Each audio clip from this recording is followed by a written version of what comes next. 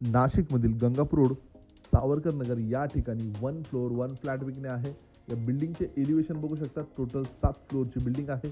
3 BHK 1750 square फीटचा flat आहे.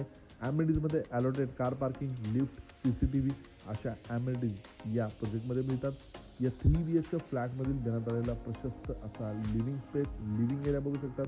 वरील बाजूला पूर्ण फ्लॅटला POP फॉल सीलिंग करून देण्यात आलेला आहे.